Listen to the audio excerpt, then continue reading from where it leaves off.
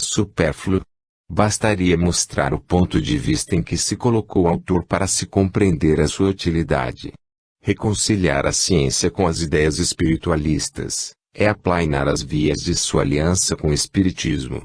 O autor fala em nome da ciência pura, e não de uma ciência fantasista ou superficial, e o faz com a autoridade que lhe dá seu saber pessoal. Seu livro é um desses que tem lugar marcado nas bibliotecas espíritas, porque é uma monografia de uma das partes constituintes da doutrina, onde o crente encontra para se instruir tanto quanto o incrédulo. Teremos mais de uma vez ocasião de a ele voltar. Allan Kardec. Ano 10, outubro de 1867, número 10. Senhora Condessa Adelaide de Clerumbert. Médium médico. A senhora Condessa de Clerumbert morava em Saint-Symphorien-sur-Coise, departamento do Loire, faleceu há alguns anos, em idade avançada.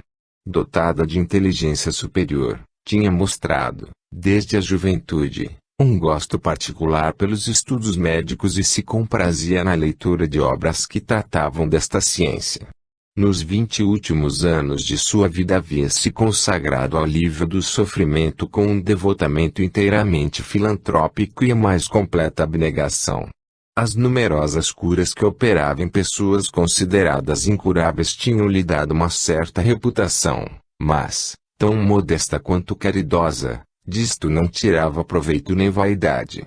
Aos conhecimentos médicos adquiridos, de que ela certamente utilizava em seus tratamentos, juntava uma faculdade de intuição, que outra coisa não era senão a mediunidade inconsciente, porque muitas vezes ela tratava por correspondência e, sem ter visto os doentes, descrevia a doença perfeitamente. Aliás, ela mesma dizia receber instruções, sem explicar a maneira por que lhe eram transmitidas. Muitas vezes tivera manifestações materiais, tais como transporte, deslocamento de objetos e outros fenômenos do gênero, embora não conhecesse o espiritismo. Um dia um de seus doentes descreveu que lhe tinham sobrevindo abscessos, e para lhe dar uma ideia, modelar o padrão numa folha de papel, mas, tendo esquecido de juntá-lo à carta, aquela senhora respondeu pela volta do correio: como o padrão que me anunciais em vossa carta não veio, pensei que era esquecimento de vossa parte. Acabo de encontrar um esta manhã em minha gaveta, que deve ser parecido ao vosso e que vos remeto. Com efeito, esse padrão reproduzia exatamente a forma e o tamanho do abscesso. Ela não tratava nem pelo magnetismo, nem pela imposição das mãos, nem pela intervenção ostensiva dos espíritos, mas pelo emprego de medicamentos que, na maior parte das vezes, ela mesma preparava, conforme as indicações que lhe eram fornecidas. Sua medicação variava para a mesma doença, conforme os indivíduos. Não tinha receita e secreta de eficácia universal, mas se guiava segundo as circunstâncias. Algumas vezes o resultado era quase instantâneo, e em certos casos não se obtinha senão após um tratamento continuado, mas sempre curto, em relação à medicina ordinária. Ela curou radicalmente grande número de epilépticos e de doentes acometidos de afecções agudas ou crônicas, abandonados pelos médicos. A senhora Clerumbert não era um médium curador, no sentido ligado a essa expressão, mas um médium médico. Gozava de uma clarividência que lhe fazia ver o mal e a guiava na aplicação dos remédios, que lhe eram inspirados. Além disso, era secundada pelo conhecimento que tinha da matéria médica e, sobretudo, das propriedades das plantas. Por sua dedicação, por seu desinteresse moral e material, jamais desmentidos, por sua inalterável benevolência para os que a ela se dirigiam, a senhora Clerumbert, assim como o abade Príncipe de Oenloe, deve ter conservado até o fim de sua vida a preciosa faculdade que lhe fora concedida, e que, sem dúvida, teria visto enfraquecer-se e desaparecer, se não tivesse perseverado no nobre emprego que dela fazia. Sua posição de fortuna, sem ser brilhante, era suficiente para tirar qualquer pretexto a uma remuneração qualquer. Assim, não recebia absolutamente nada, mas recebia dos ricos, reconhecidos por terem sido curados, aquilo que julgassem dever lhe dar, e o empregava para suprir as necessidades daqueles a quem faltava o necessário. Os documentos da nota acima foram fornecidos por uma pessoa que foi curada pela Sra. Clarenbert, e foram confirmados por outras pessoas que a conheceram. Tendo sido lida esta nota na Sociedade Espírita de Paris, a Sra. Clarenbert deu a resposta a que se segue. Sociedade Espírita de Paris, 5 de abril de 1867. Médium, Sr. Desliens, evocação. O relato que acabamos de ler naturalmente provoca em nós a vontade de nos entretermos convosco, e de vos contar no número dos espíritos que desejam concorrer para nossa instrução. Esperamos tenhais a bondade de vir ao nosso apelo e, neste caso, tomamos a liberdade de vos dirigir as seguintes perguntas. Primeiro, que pensais da nota que acaba de ser lida e das reflexões que acompanham? Segundo, qual a origem do vosso gosto inato pelos estudos médicos? Terceiro, por que via recebieis as inspirações que vos eram dadas para o tratamento dos doentes? Quarto, podeis, como espírito e com a ajuda de um médium, continuar prestando os serviços que prestáveis como encarnada, quando éreis chamada para um doente?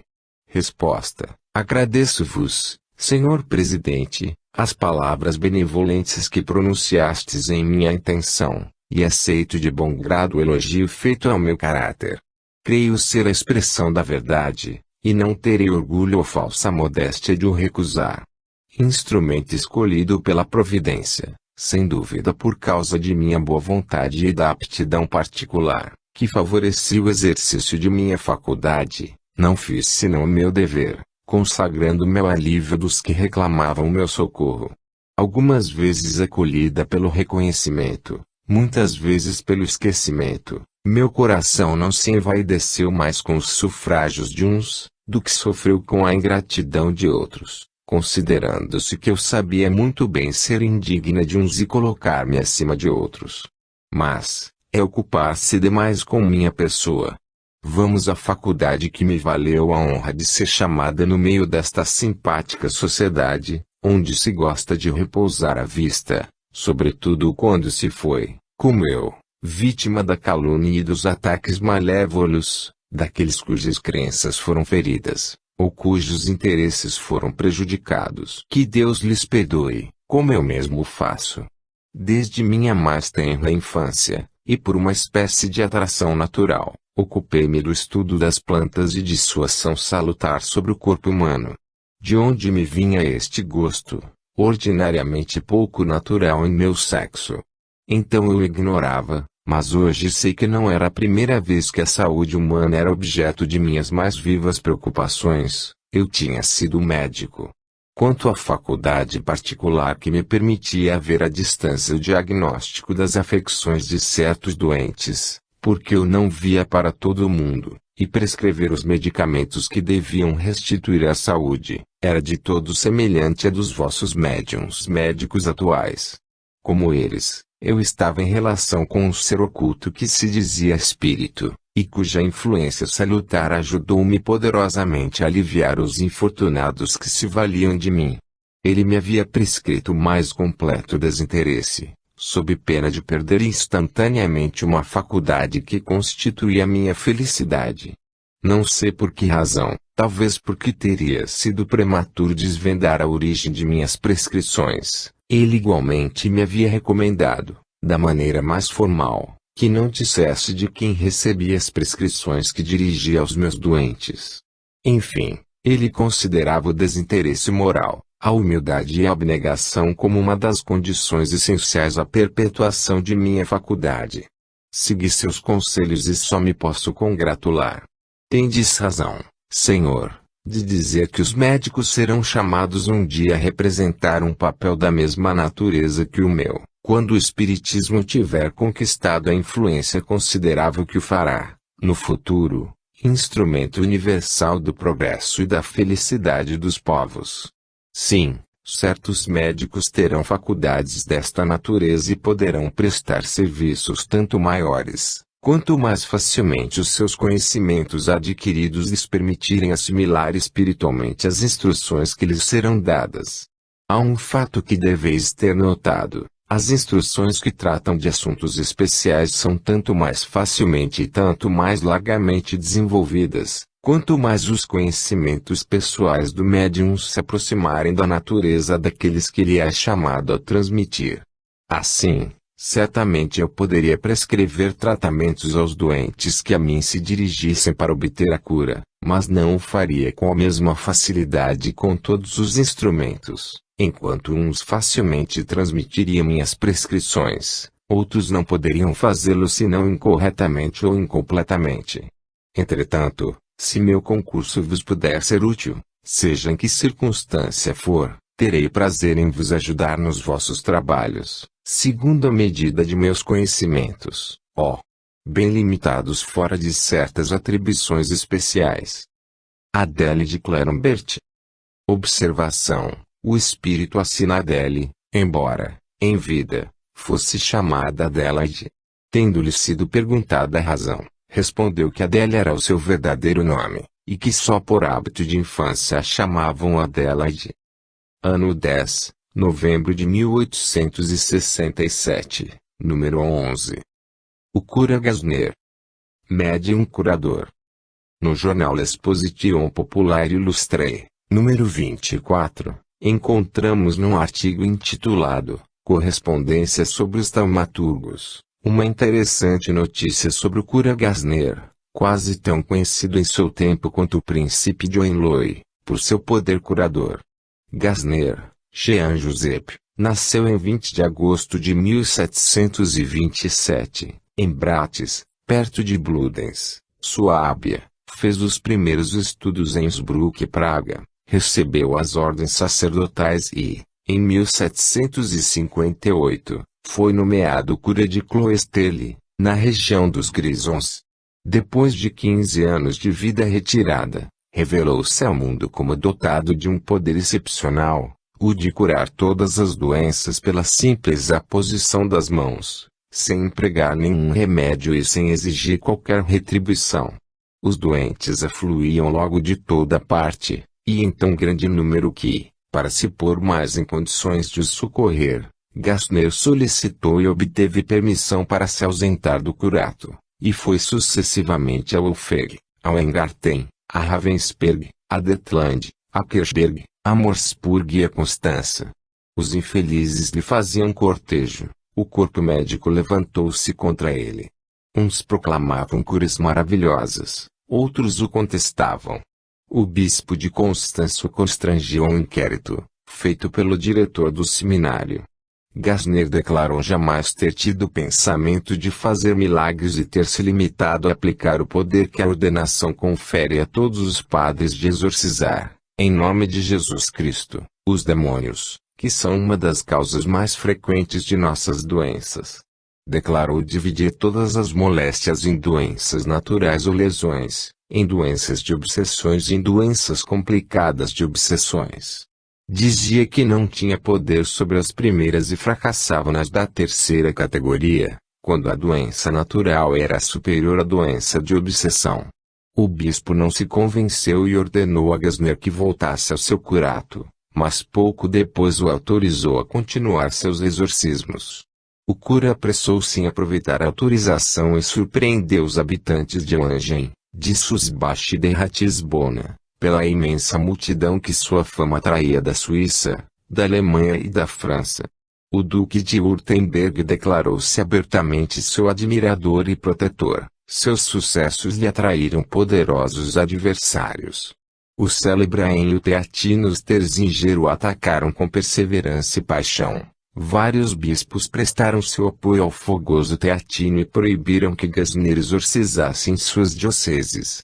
Enfim, um decreto de José II ordenava a Gasner deixar Ratisbona, mas, fortalecido pela proteção do príncipe bispo dessa cidade, que lhe havia conferido o título de conselheiro eclesiástico, com a função de capelão da corte, perseverou. Tal resistência prolongou-se até em 1777, época na qual Gastner foi nomeado para o curato de Bondorf, para onde se retirou e morreu em 4 de abril de 1779, com 52 anos de idade. Observação: o Espiritismo protesta contra a qualificação de taumaturgo, dada aos curadores, por não admitir que algo se faça com exclusão das leis naturais. Os fenômenos que pertencem à ordem dos fatos espirituais não são mais miraculosos que os fatos materiais, uma vez que o elemento espiritual é uma das forças da natureza, como o elemento material também o é. Assim, o cura Gessner não fazia mais milagres do que o príncipe John Lowe e o zoavo Jacob, e pode-se ver singulares analogias entre o que se passava então a seu respeito e o que hoje se passa. Ano 10, dezembro de 1867, número 12. Um ressurrecto contrariado. Extraído da viagem do Sr. Victor Hugo à Zelândia. O episódio seguinte é tirado do relato publicado pelo jornal Liberté, de uma viagem do Sr. Victor Hugo à Holanda, na província de Zelândia. O artigo se acha no número de 6 de novembro de 1867. Acabávamos de entrar na cidade. Eu tinha os olhos erguidos e chamava a atenção de Stevens, meu vizinho de banco no carro, para o pitoresco denteado de uma sucessão de telhados hispano-flamengos, quando, por sua vez, ele me tocou no ombro e me fez sinal para olhar o que se passava no cais. Uma multidão barulhenta de homens, mulheres e crianças cercava Victor Hugo. Descendo do carro e escoltado pelas autoridades da cidade, ele avançava, ar simplesmente de emoção, a cabeça descoberta, com 2 buquês nas mãos e 2 meninas de vestido branco ao seu lado. Eram as 2 meninas que acabavam de lhe oferecer os 2 buquês. Que dizeis, por esse tempo de visitas coroadas de ovações artificiais ou oficiais, dessa entrada simplesmente triunfal de um homem universalmente popular, que chega de improviso a um país perdido, cuja existência nem sequer suspeitava, e que aí se encontra muito naturalmente em seus estados? Quem teria prevenido o poeta de que essa cidadezinha desconhecida, cuja silhueta tinha considerado de longe com curiosidade, era a sua boa cidade, dizia Eriksen. Ao jantar, o Sr. Van Menen disse ao Victor Hugo: sabeis quem são as 2 lindas meninas que vos ofereceram buquês? Não. São as filhas de um fantasma. Isto exigia uma explicação, e o capitão nos contou a estranha aventura. Ela, cerca de um mês atrás, na hora do crepúsculo, um carro onde estavam um homem e um menino entrava na cidade. É preciso dizer que pouco antes esse homem havia perdido a esposa e um dos filhos, com o que ficou muito triste. Embora ainda tivesse 2 meninas e um menino, o qual estava com ele nesse momento, não se tinha consolado e vivia na melancolia. Naquela noite seu carro seguia por um desses caminhos elevados e abruptos, que são, à direita e à esquerda, ladeados por um fosso de água estagnada e às vezes profunda. De súbito o cavalo, sem dúvida mal dirigido através da bruma do anoitecer, bruscamente perdeu o equilíbrio e rolou do alto da escarpa para o fosso, arrastando consigo o carro, o homem e a criança. Houve nesse grupo de seres precipitados um momento de angústia pavorosa, de que ninguém foi testemunha, e um esforço obscuro e desesperado para a salvação. Mas foram abismados na confusão da queda e tudo desapareceu no fosso, que se fechou com a espessa lentidão da lama. Só o menino, que como por milagre ficou fora do fosso, gritava e se lamentava, agitando os bracinhos. 2 camponeses, que atravessavam um campo de garança, a alguma distância, ouviram os gritos e correram. Retiraram a criança. O menino gritava: meu papá! Meu papá! Quero meu papá! E onde está o teu papá? Lá, dizia o menino, mostrando o fosso. Os 2 camponeses compreenderam e se puseram ao trabalho. Ao cabo de um quarto de hora retiraram o carro quebrado, depois de meia hora tiraram o cavalo morto. O pequeno gritava sempre e pedia o pai. Enfim, após novos esforços, do mesmo buraco do fosso que o carro e o cavalo, Pescaram e trouxeram para fora da água algo de inerte e de fétido, que estava inteiramente negro e coberto de lama. Era um cadáver, o do pai. Tudo isto tinha levado cerca de 1 hora. O desespero do menino redobrava, não queria que seu pai estivesse morto. Entretanto os camponeses o julgavam bem morto, mas como o menino lhes suplicasse se agarrasse a eles, e como eram boa gente, tentaram, para acalmar o pequeno, o que se faz sempre em tais casos na região, puseram-se a rolar o afogado no campo de Garança. Rolaram-no assim um bom quarto de hora. Nada mexeu. Rolaram-no ainda. A mesma imobilidade. O pequeno seguia tudo e chorava. Recomeçaram uma terceira vez e já iam desistir quando, enfim, lhes pareceu que o cadáver movia um braço. Continuaram. O outro braço se agitou. Obstinaram-se. O corpo inteiro deu vagos sinais de vida e o morto começou a ressuscitar lentamente. Isto é extraordinário, não é? Pois bem. Eis o que é ainda mais imprevisto. O homem suspirou longamente, voltando à vida e gritou com desespero. Ah! Meu Deus! Que foi que fizestes? Eu estava tão bem onde estava. Estava com minha mulher, com meu filho. Tinham vindo a mim e eu a eles. Eu os vi e estava no céu, estava na luz. Ah! Meu Deus! Que fizestes? Não estou mais morto.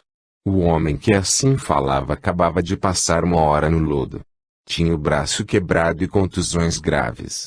Levaram-no para a cidade, e acaba de se curar, acrescentou o Sr. Van Menen, terminando de nos contar esta história. É o Sr. D, uma das mais altas inteligências, não só da Zelândia, mas da Holanda. É um dos melhores advogados. Aqui todos o estimam e honram. Quando ele soube, Sr. Victor Hugo, que ias passar pela cidade, quis de todo jeito sair da cama, que ainda não havia deixado há 1 mês, e hoje fez a sua primeira saída para ir à vossa frente e vos apresentar suas 2 filhinhas, as quais tinha dado buquês de flores para vós. Houve um só grito em toda a mesa. Estas são coisas que só se passam na Zelândia. Os viajantes aqui não vêm, mas os habitantes voltam. Deveriam tê-lo convidado para jantar, arriscou a parte feminina da mesa. Convidá-lo? Exclamei, mas já éramos 12. Não seria exatamente o momento de convidar um fantasma. Senhoras, gostaríeis de ter um morto como 13º? Ah, disse Victor Hugo, que tinha ficado silencioso. 2 enigmas nesta história, o enigma do corpo e o da alma. Não me encarrego de explicar o primeiro, nem dizer como pode um homem ficar submerso durante 1 hora numa cloaca sem que lhe sobrevenha a morte. Cremos que a asfixia ainda é um fenômeno mal conhecido. Mas o que compreendo admiravelmente é a lamentação dessa alma. Que ela já tinha saído da vida terrena, desta sombra, deste corpo sujo, desses lábios negros, desse fosso escuro. Ela tinha começado a fuga encantadora. Através da lama, tinha chegado à superfície da cloaca e aí, ligada ainda por uma última pena de sua asa a este horrível último suspiro, estrangulado pelo lodo, já respirava silenciosamente o frescor inefável fora da vida. Já podia voar até seus amores perdidos, alcançar a mulher e erguer-se até a criança. De repente, a semi-evadida se arrepia, sente que o laço terrestre, em vez de se romper completamente, se reata, e ao invés de subir na luz, desce bruscamente na noite, sendo obrigada a entrar violentamente no cadáver. Então solta um grito terrível. O que disto resulta para mim, acrescentou Victor Hugo, é que a alma pode ficar certo tempo acima do corpo, como se flutuasse, já não sendo mais prisioneira, nem estando ainda liberta. Esse estado flutuante é a agonia, a letargia. O estertor é a alma que se lança fora da boca aberta e que recai por instantes, é a alma que se sacode, ofegante, até que se quebra o fio vaporoso do último sopro. Parece-me que a vejo. Ela luta, escapa-se um pouco dos lábios, neles entra, escapa novamente, depois bate as asas com força, e ela voar de uma sentada, desaparecendo no azul imenso. Está livre. Mas algumas vezes também o moribundo volta à vida, então a alma, desesperada, volta ao agonizante. O sonho por vezes nos dá a sensação dessas estranhas idas e vindas da prisioneira. Os sonhos são alguns passos cotidianos da alma fora de nós. Até que tenha completado seu tempo no corpo, todas as noites e enquanto dormimos a alma dá sua escapadela. Paul de La Meutière. Como se vê, o fato em si mesmo é eminentemente espírita. Mas se existe algo de mais espírita ainda, é a explicação que lhe dá o Sr. Victor Hugo, disse Aurida textualmente na doutrina. Aliás, não é a primeira vez que ele se exprime neste sentido. Ainda está na lembrança o encantador discurso que ele pronunciou, há cerca de 3 anos, no túmulo da jovem Emily Putron, Revista Espírita de fevereiro de 1865, de certo o mais convicto espírita não falaria de outro modo. A tais pensamentos não falta absolutamente senão a palavra, mas que importa a palavra quando se crê nas ideias. Por seu nome autorizado, o Sr. Victor Hugo é um de seus vulgarizadores. E, contudo, os mesmos que as aclamam de boca ridicularizam o espiritismo, nova prova de que não sabem em que este consiste. Se o soubessem, não tratariam a mesma ideia de loucura em uns, e de verdade sublime em outros. A jovem camponesa de Monin. Caso de aparição. Um dos nossos correspondentes de Oloron, Baixas Piranhas, enviou-nos o relato do seguinte fato, que é de seu conhecimento pessoal. Pelo fim do mês de dezembro de 1866, não longe do vilarejo de Monin, Baixas Piranhas, uma camponesa de 24 anos, chamada Mariane Colbert, estava ocupada em juntar folhas num prado, perto da casa onde mora com seu pai, de 64 anos, e uma irmã de 29. Desde alguns instantes, um velho de estatura média, vestido à camponesa, já se mantinha no canto do gradeado que dá passagem para o prado. De repente, ele chamou a jovem, que logo se aproxima, e pergunta se ela lhe podia dar uma esmola. Mas que vos poderia dar? Perguntou ela. Nada tenho, a não ser que queirais aceitar um pedaço de pão. O que quiserdes, replicou o velho. Aliás, podeis ficar tranquila, ele não vos faltará. E a camponesa apressou-se em ir buscar o pedaço de pão. Ao retornar, disse-lhe o velho, há muito tempo que já me respondestes. Como? Respondeu a camponesa atônita, eu vos podia responder. Ainda não me tinhas chamado. Eu não vos tinha chamado, é verdade, mas meu espírito se havia transportado para vós, tinha penetrado o vosso espírito e foi assim que conheci previamente as vossas intenções. Também parei diante de outra casa, lá embaixo, meu espírito entrou e conheci as disposições pouco caridosas dos que ali habitam. Por isso pensei que seria inútil ali pedir alguma coisa. Se aquelas pessoas não mudarem, se continuarem a não praticar a caridade, muito terão a lamentar. Quanto a vós, jamais recuseis dar esmola, e Deus vos levará em conta os vossos sentimentos e vos dará muito além do que tiverdes dado aos infelizes. Estais doente dos olhos? Ah! Sim, respondeu a camponesa, a maior parte das vezes minha vista é tão fraca que não posso me dedicar aos trabalhos do campo. Pois bem, continuou o velho, eis um par de óculos com os quais vereis perfeitamente. Tendes uma irmã que amastes muito e que morreu há 8 anos e 4 meses. É verdade, respondeu a camponesa, cada vez mais atônita. Vossa mãe morreu há 1 ano. É verdade, continuou ela, ainda mais espantada. Pois bem, ireis dizer 5 pater e 5 ave em seu túmulo. Aliás, ambas se encontram no lugar onde são felizes e onde as revereis um dia. Antes de vos deixar, tenho algo a vos recomendar. Ide à casa de tal pessoa, uma moça de má conduta, que tinha vários filhos, e pedi-lhe que vos deixe levar um de seus filhos, que educareis até a época de sua primeira comunhão. Enfim, Eis o missal que deveis guardar preciosamente, e ao qual está ligada uma graça para todos os que o tocarem. As pessoas que vos vierem ver deverão, ao chegar e ao partir, dizer 2 pater e 2 ave, pelas almas do purgatório. Entre essas pessoas, cujo número aumentará de dia para dia de modo considerável, há os que rirão, que zombarão, a estes não conteis nada.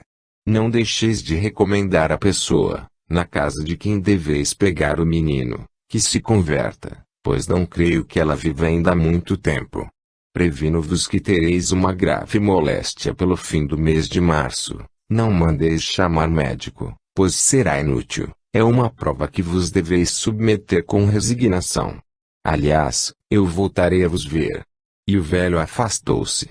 Chegando a uma pequena ponte muito próxima, desapareceu de repente. Naturalmente, a jovem camponesa apressou-se em ir contar o fato ao senhor cura, ao qual mostrou o livro de orações. O cura lhe disse que pensava que houvesse nisto algo de extraordinário e aconselhou a guardar o missal com cuidado.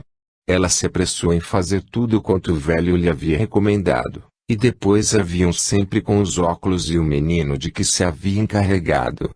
Foi visitada por uma multidão considerável e, no último domingo, sua casa estava tão cheia que o cura teve que cantar as vésperas quase só. Não posso esquecer uma circunstância importante, é que, segundo a predição do velho, a camponesa estava acamada há 8 dias.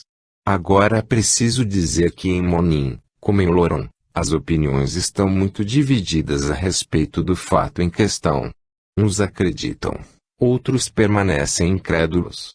O cura de Monim, que a princípio tinha achado a coisa muito extraordinária, pregou várias vezes para dissuadir seus paroquianos de ir visitar a camponesa. Segundo esta, a personagem que se apresentou a ela lhe disse seu nome e lhe confiou várias coisas que ela não devia revelar, pelo menos agora. Em tudo isto, o que me faria refletir um pouco, é que ele manifestou o desejo de que se erigisse uma estátua para o representar, no lugar onde apareceu. A opinião geral, entre os crentes, é que deve ser São José. Para mim, se o fato for verdadeiro, aí não posso ver senão uma manifestação espírita, tendo por fim chamar a atenção sobre a nossa filosofia, numa região dominada por influências contrárias. O abade de Saint-Pierre. As efemérides do século de 29 de abril último traziam a seguinte notícia: 1743. Morte do abade de Saint-Pierre, Charles Irénée Casteldi, escritor e filantropo, em nome de quem ficará eternamente ligada a lembrança do projeto de paz perpétua, cuja concepção parece tornar-se cada dia mais impraticável. A vida inteira desse digno abade se consumou em trabalhos e ações que tinham por objetivo a felicidade dos homens. Dar e perdoar devia ser, em sua opinião, a base de toda a moral, e ele a punha em prática constantemente. Também foi ele que criou, ou pelo menos ressuscitou, a palavra beneficência, exprimindo uma virtude que exercia diariamente. O abade de Saint-Pierre nasceu em 18 de fevereiro de 1658, e a Academia Francesa lhe havia aberto suas portas em 1695, mas um dia, na sua Poulezinodie, o abade exprimiu-se severamente sobre o reinado de Luís XIV. O cardeal de Polignac denunciou o livro Academia, que condenou o autor sem se dignar ouvi-lo, e o excluiu de seu seio em 1718. J. Rousseau, que compartilhou e desenvolveu algumas das ideias do abade de Saint-Pierre, disse dele, era um homem raro, a honra de seu século e de sua espécie. O abade de Saint-Pierre era um homem de bem e de talento, justamente estimado. Nas circunstâncias presentes, as ideias que ele tinha perseguido em vida davam à sua evocação uma espécie de atualidade. Sociedade de Paris, 17 de maio de 1867, Médium, Sr. Roux. Evocação, a nota que acabamos de ler nas efemérides do século nos recordou vossa memória, e lemos com interesse o justo tributo de elogios prestados às qualidades que vos mereceram a estima de vossos contemporâneos e vos asseguram a da posteridade. Um homem que teve ideias tão elevadas só pode ser um espírito adiantado. Eis porque teremos muito prazer em aproveitar as vossas instruções, se houverdes por bem comparecer ao nosso meio. Ficaremos particularmente agradecidos em conhecer a vossa opinião atual sobre a paz perpétua, que constituiu o objeto de vossas preocupações. Resposta: venho com prazer responder ao apelo do presidente. Sabeis que em todas as épocas espíritos vêm encarnar-se na Terra, para ajudar o avanço de seus irmãos menos adiantados. Fui um desses espíritos. Tinha o dever de procurar persuadir os homens que têm o hábito das lutas fratricidas, de que viria uma época em que as paixões que engendram a guerra dariam lugar ao apaziguamento e à concórdia.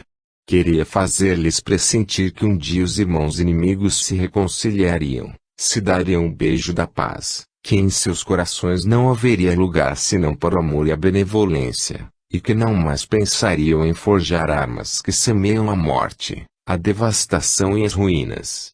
Se fui benevolente, era o efeito de minha natureza mais adiantada que a dos meus contemporâneos. Hoje, um grande número entre vós pratica esta virtude evangélica e, se ela é menos notada, é que se espalhou mais e os costumes se abrandaram. Mas volto à questão que é objeto desta comunicação, a paz perpétua. Não há um só espírita que duvide que aquilo que se chama uma utopia, um sonho do abade de Saint-Pierre, mais tarde não se torne realidade.